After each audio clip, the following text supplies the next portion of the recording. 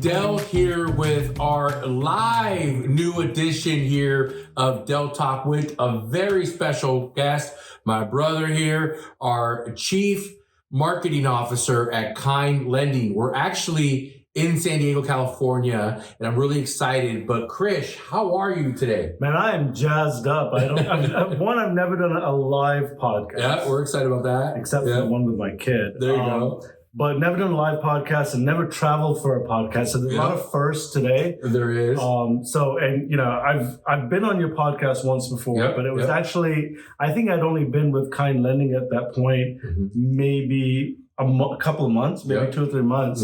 And that was, to tell you the truth, that was the first podcast I'd ever been on in my entire life. You did great, man. So, and it was virtual. So it's really good kind of vibes to be in person. Yeah. We've been in person a lot this past We have. Right? And we're traveling today. We're actually, I got to give a shout out to my sister who's probably watching this. We're in her beautiful home in Point Loma, San Diego. We're close to the airport. We've had a busy day so far today in San Diego. It's a little overcast, so sorry, Krish, I couldn't get you some sun. It's all right. Right? But we have a lot to kind of talk about today, right? So let's talk first about, you mentioned you were here in the podcast when a couple of maybe fairly new to Kind, right? But how much has Kind changed on the marketing front since you've been here? Let's start there, right? Because so much has happened. Yeah, so many things have happened. What I inherited at Kind was absolutely just amazing. Yep. Mm-hmm. And to say, this is probably a biased response, but man, we've done leaps and bounds since then. And how do you do leaps and bounds when it's already an incredible brand and all of those things? And I think that, most mortgage companies, most brands, any industry are always clamoring on what's next. Yeah. And we're no different. We've continued to do that research.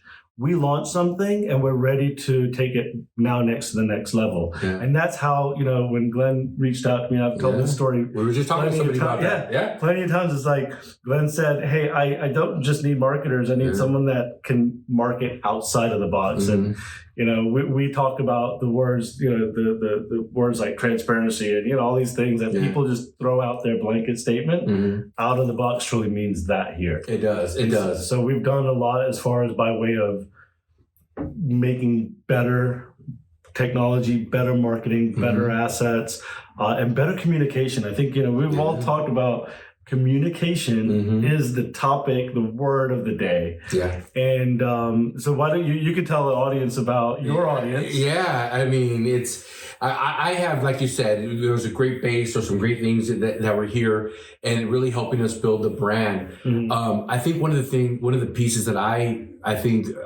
have experienced through the change is how much accessibility our AEs have to some of the tools, right? Like if you come over as an account executive, you have access to your own website, not to share all of our secrets, but you have access to your own website and a lot of other pieces of business that's already made for you and it's easy to do to market to your customers. But not only that, we also offer the great tools to our customers, for our brokers, loan officers with white label information. We just met with someone about that, right? So there's a lot of pieces that I've seen the business change, right? Not only the business change, but also our marketing as well. Right. But I think one of the pieces that I take away the most, obviously AEs, the tools for the brokers, is our branding that we're out there, right? And I think that's important. We're talking about branding right now, but I think it's important to show people who we really are here at Kind. What you see is really what you get when you come here.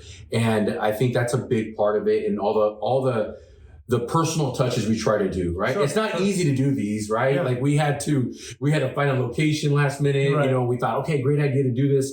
Luckily, my sister was able to close to the airport here, but I think it's important. We talked about this earlier today, is showing up. Right. Absolutely. And it might not come out perfect like you want it to, but I think it's important to show up and at least try to do it. And I think that's one of the pieces that I've seen is continue to evolve in the marketing front, led by you, Mackenzie, other great people here at Kind that devote their time to make it happen. So I think that's what I've seen the most change as well too. And I think it's not easy, and these podcasts don't always come out the way we wanted to. We've had some great guests as well too. And I think that shows kind of like the effort that we're trying to do to come out and do these, right? Yeah. I think, showing up, right? God, I mean, that's another word of the day, but word of the year for us. Yeah. And, for those of our listeners that were at the Vibe event back in October, I got on stage and just in a short amount of time talked about personal branding and planning. And both of which you have to show up for, right? There's nothing that we do in marketing that doesn't require someone to show up, that's right? Especially us. We don't show up for work. Maybe it doesn't get done. But for our account executives, it's been just a really good year for us to lay foundations. That was last year on how to continue to build their own personal brands and really show up for their brokers and their partners, but also the continuity of their brands. Right. It's not just, hey, I'm going to have a good headshot. By the way, if you've are following this podcast today, that is an AI headshot for myself. Just so you know, no one can tell. It's all good, man. The AI headshot doesn't have a gap in its teeth. That's the truth. But being vulnerable and letting the AEs market themselves. And building rapport from the front end. Now, the next part of that, of course, right, is it's not just about our AEs. What we do for our AEs, we're doing for our brokers. That's right. And that's the truth. At that Vibe event, I committed personally that's right. Remember that. to spending more time with our brokers. And we've done that here recently. Yes, we have. I launched my own podcast. Shameless plug. Which is a great podcast. Thank you. I think we've got like 7 or 8 episodes. And on those conversations, I'm having conversations with other respected, maybe realtors, brokers, loan officers, whoever, in the vendors, partners, so that our brokers can get a glimpse of what they need to be adding to their arsenal. Brokers are Market Better webinar series where we just did a 4th episode. We had a 4th episode. Today. So can you so I know you spoke about that at the Vibe event. And they've been great. We've had a lot of people show up and give us feedback. And then they've even sent in requests of some of the pieces they want to see too. But tell us, give us a little bit more detail on that, right? Because it was great at the Vibe event, by the way. I'm excited to talk about Vibe 2024 here soon. We're already talking about that. But tell us a little bit about what's happening and what are the pieces that you focus on some of these? So the first webinar that we did for Brokers Market Better was kind of like that continuity from the Vibe event, right? And we covered marketing plans, and it was so simple. We gave a fillable form marketing plan as a takeaway. The next few have been kind of diving deep on, hey, what is marketing technology? What tools do you need? And I'll be the first one to say, Del, is there's a lot of brokers, a lot of real estate agents, and a lot of lenders, mortgage companies, whatever, across industry lines even, that have too much. And it's not about having all the tools, it's having the right tools. It's having those right tools and having adoption. It's having adoption and being able to measure. And so that's what the last couple of webinars have covered. Today's webinar specifically covered, ROI. Right? It's how much are you spending each month on your tools, and how do you cut it in half? One thing I've learned with working with you, Del, working with Glenn, working with a lot of folks is negotiation tactics, right? It's how do you get more for less, or how do you get what you got for less? And it's not about saying that the tools are lesser. It's how do you get more for your money? More for your money, more for your belt. So that's interesting, because I think nowadays so much in this business is AI is becoming more, right? We're going to talk a little bit about AI. But you touched on something that the AEs market themselves, right? And I got to give a plug to Nicole Foster. I've known Nicole for a long time. But 2 things I noticed about her is that, number one, she's consistent, right? And so consistency is key to help her successful. If you're not following her on LinkedIn, follow her on LinkedIn and Instagram, Nicole Foster. But I think one of the other pieces that's big, that's a good piece of us in the culture, and you can ask any AE that's here, as she's always down to help with the marketing.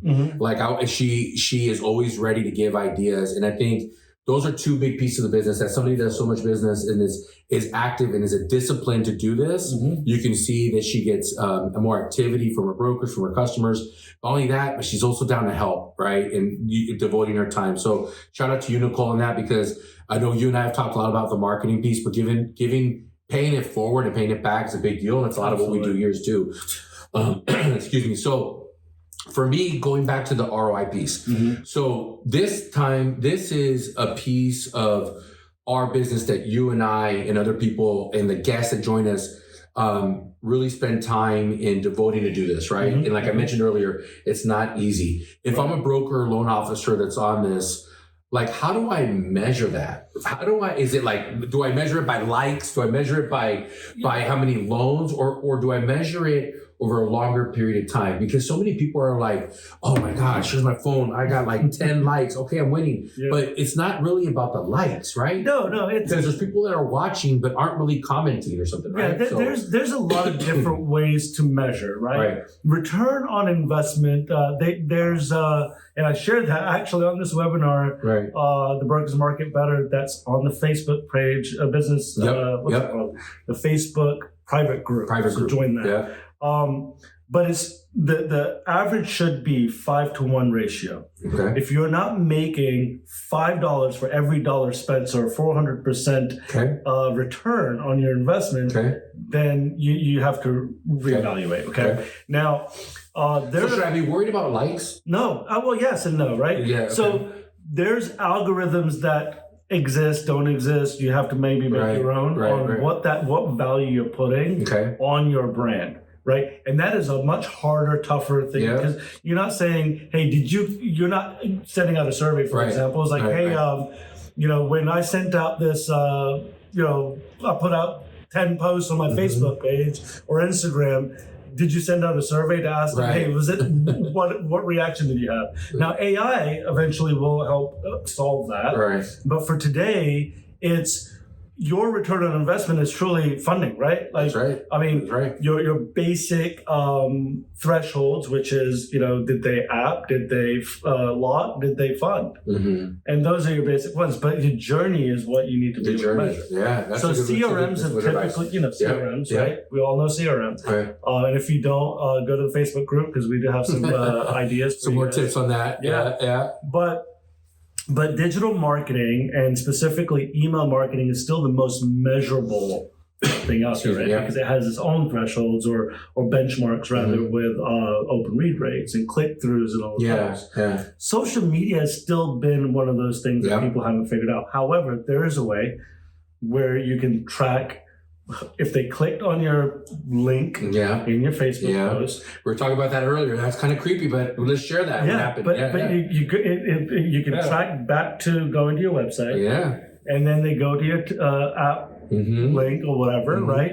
And so there is a way, but you have to connect those. And we are giving those secrets away. It's actually not a secret. It's not a secret, but I'll just share this real quick. That I was looking at something online, and I clicked on the T-shirt, and I was like, Krish, this is crazy. The owner of, it's a small business here in San Diego, the owner of the company sent me a text and said, hey, Delfino, I saw you looking on our products. Here's 10% off on your purchase of the T-shirt and sweatshirt. It was a San Diego Padre fan. Go Padres this year, by the way. But it was just, to me, I was like, oh my God, I feel my invasion of privacy here. But it's just a technology that's out there, right? Which is good for people that are investing in the marketing, which it worked. I clicked on it. But he asked me, he said, how did they get my cell phone number, right? I was like, well, was it on Instagram? He said, yeah. I was like, well, you realize you gave Instagram your phone number to sign up for the platform, right? Yeah. And it's first to third party cookie data. Third party cookie data is going through its own reformed kind of thing now. But it's how do you get into all of that data? How do you then go into machine learning, which has existed for eons? But yours isn't the only podcast I listen to, believe it or not. Okay. Even though I think last month you had like 15,000 listens, right? Yeah. But what's interesting is I found this podcast this morning on the way to San Diego, sitting in the airport, and it was about AI. And let's talk about that. Yeah, it was completely fascinating, and we can't stop talking about AI. Yep. OpenAI and all these people. Like our president of our company sent out a Friday email 2 weeks ago, if you remember, and she wrote a whole section about AI. It's you cannot escape it. Yeah, there's a lot of confusion in the industry and even within marketing today on what is AI and what is machine learning. Right, there is a big difference. Machine learning utilizes data, and AI is doing something completely different. So, spoiler alert: Etsy is going to have a Super Bowl commercial. Yeah, we're talking about that too. About AI. Yeah. Right. About how they change out the experience. It's gonna change. Like everybody talks about that. Like we've been on some forums and everybody's asking about AI. I think I have mixed feelings about it. I'll be honest. Right. Like it's. I think it's great. I think that the mortgage industry is always going to evolve. Right. We can use it for marketing. I think it's a big piece of it. But I also feel, we were talking to somebody about this earlier, that there has to be a human touch to this business. Like the face-to-face, hey, what's going on, man? Like the breaking of bread and all that matters. And I don't think there's a better way to market than in person sometimes, right? So exactly. And bringing value after the sale and all that. So marketing is definitely the piece of, using technology to help you build your business and different aspects and pieces together to help you build it. But I think a big part of the marketing is you, right? Yeah. So we talked about that with the AE. So switching from AI to in person, like what's the best way, Krish? Like if I'm a marketer, if I'm a broker, loan officer listening to this, or anybody, like marketing in person, even you and I talked about maybe having on a podcast, like how do you differentiate yourself on what you wear and how you speak and all that? That's a big part of the marketing. I mean, it's sales development. And, we talked about this earlier today. It's so funny. It's like all the conversations we have, like competitive. In the car for 2 hours. Right? But there's a retraction in the industry happening, right? And it's the old ways are kind of resurfacing because we knew as salespeople, wearing a sales development hat, is that those things worked, right? You were building your business. Maybe back then it was Rolodex, I don't know, or a typewriter, who knows? Transbox. Yeah. We're talking about Transbox today. But those things that worked then still work now because you're engaging, as if you're an AE listening, you're engaging with brokers that maybe went through that last cycle. And that was what it took, right? It was like, I don't know if you put flyers on cars, but guerrilla marketing is what I call that. And there's a place for that. There's a subset, pretty large set of AEs and brokers that marriage in communication works and will always work and will never go away. There's also this, and you talk about generation, millennials and whatever, right? There's a subset also in the middle that both work. Right? They want to be marketed to in a certain way. It's what works for them. Right? And then there's a group that only wants marketing. They're very type A personality. If the email has more than 2 sentences, they're done. They didn't read the rest, right? They read short form, right? They're a short form, receptive short form. What AI will do is fill that void, help make decisions faster on how you communicate, how you market. If you knew as a broker that your consumers, last 10 consumers that bought an FHA home, that were this credit score, that had this type of income, also like baseball for whatever reason, it would tell you that, and you can shoot them whatever it is, $10 coupon or whatever it is, to the next baseball game, right? Or whatever. It's really being able to decipher messaging and opportunities when you weren't thinking about it. Humans are just not. I mean, there are humans out there. We've met some very analytical, Steve Urkel type of people in our lives that can figure it out. But Rain Man. Like, if you were able to do what some people are able to do with math and just decision making, then we wouldn't be in business. That's right. It will happen naturally. It'll happen naturally, and I think that's you just said that really. It has to be natural. You can see some marketing where robot, you show up, right? Showing up the first thing. We're talking about showing up, but you can tell the difference where it has to be natural, and it's not going to be. as simple for everyone, but it's practice, right? And the discipline of doing it often and feeling comfortable with yourself, no matter how it turns out. It's a process. And so I think that's a big piece too. But, as we're talking here, we're in a neighborhood, an older part of San Diego, very traditional, Point Loma, California here. And, this house has been here with 1942. She was sharing with you earlier, my sister. And, I think I have seen parts of San Diego and different parts of the country change so much. Like this part, Point Loma, where we're at now, it used to be a Marine station right downstairs. We'll probably have dinner there. Yeah. But now it's called Liberty Station, and it's beautiful. One of our AEs, Alessandra Ford, lives close by here as well too. Okay. But I've seen it change dramatically, just the neighborhood. And how have you seen over the last, I feel like it's changed so much, but over the last maybe year on the marketing front, especially with Instagram and Facebook, change. We're talking about old school. I feel like the pendulum is changing a little bit. It's changing back to maybe the start of when people started doing videos and all that. Or what do you think? I think that people are maybe growing slightly weary. That's a good point. There you go. But the repetitiveness of trying to go viral.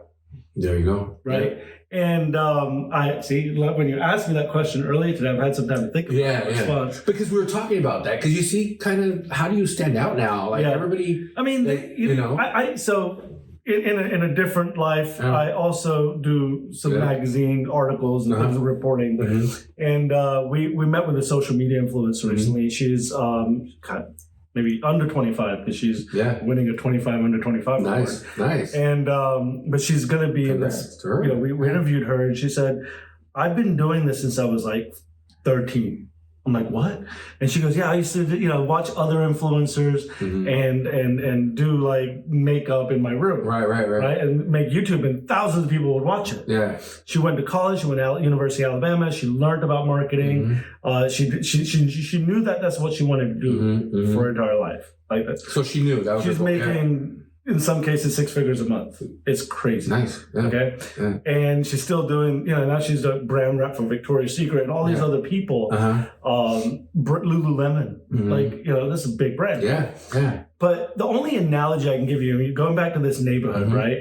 The houses are classic. Yeah. If you could look out this window, that's beautiful. It's beautiful. Right? There's actually kids, believe it or not, playing in the street. It's a very old school. So the bones of the house are there, right? The color schemes are probably very relatively the same since the 40s, but the windows are new, right? The double pane probably. Right. You got new gutters, maybe. You have to update. It's a transformational change. Yep. You do what you know is right, so the bones are still there, remodel it, right? Reinvent it. And so when it comes to the type of content you're sharing on TikTok or Instagram or whatever, it's not that what everyone else is doing wrong, but going back to the whole idea of kind, right? It's out of the box. It's out of the box. If you're doing what everyone else is doing, how are you setting yourself apart? That's right. And that's the point I wanted to make. I don't know if that analogy kind of translated, but maybe it does. Take what you know and add to it and make it beautiful, right? And make it stand out. So there's a lot of be you. I remember be you, right? Yeah, be authentic. Be authentic. Be authentic. Be you. So as we see, we hear a plane coming over us here. But listen, these are fun. These are great, right? And I appreciate you coming from Texas, brother. 24-hour trip here. Yeah, it's worth it. This is to hope our viewers I didn't drive. I flew. You flew. Yeah, and good man here. Just so everybody knows, gave up his seat to a family and ended up in the middle seat coming over talking about that. So good man here. Good vibes for you, Krish. So shout out to you on that. But there's a lot of things happening here at Kind. Absolutely. Right? A lot of positive things. Now Glenn's vision is happening even more and more. Yvonne, our president, we have a great team here. Our account executives, our operations people help us on there. I'm really excited for 2024. We have a lot of great things coming here.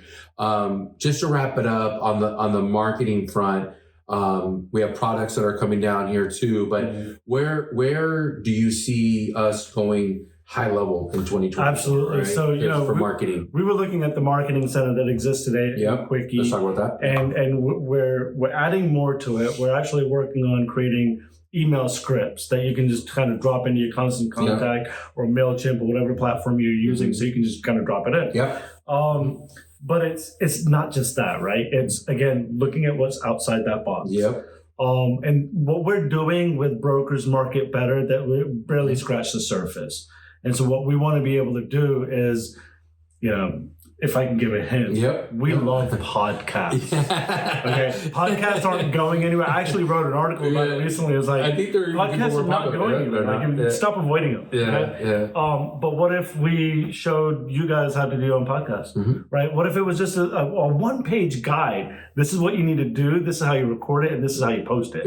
Right? We won't share how we're going to tell them, but we're definitely in the process of it, right? So be the best sellers, and then when you are the most listened to podcast on the internet, you give us a plug. Okay? Kind Landing, Kind TPO. Here we go. Yeah, and that's just a small piece of that's just a glimpse. Vibe 2024. We are going to be giving some more freebies away, but it's really what we do, and we do out of the box, we want you to be able to do as well. That's right. And I think it's sharing is caring. Sharing is caring. That's a good thing. So I really appreciate you being here, man. I thank you, all the viewers that watch this. I hope you bring benefit to you. We have another podcast coming out too. One of our brokers is joining us on that, so we're excited about that. He's going to be sharing some of his tips and tricks on the business and what they're seeing in the challenges. I appreciate you for watching, and Krish, Chief Marketing Officer, Kind Landing. I'm really excited about that. And congratulations, my friend. Well deserved, well earned. And thank you for watching. If you want to learn more about Kind Landing, please visit us on LinkedIn, YouTube, our Facebook page. What's the Facebook page again, Krish? Well, it's Kind TPO, Kind Landing TPO, but the Facebook group is called Brokers Market Better. Yep. So you have to get invited to that. Go ahead and accept the invitation or ask to friend us on that. But we're really excited to bring you more and more content. Thanks for watching. Talk to you soon. Stay curious. Keep marketing.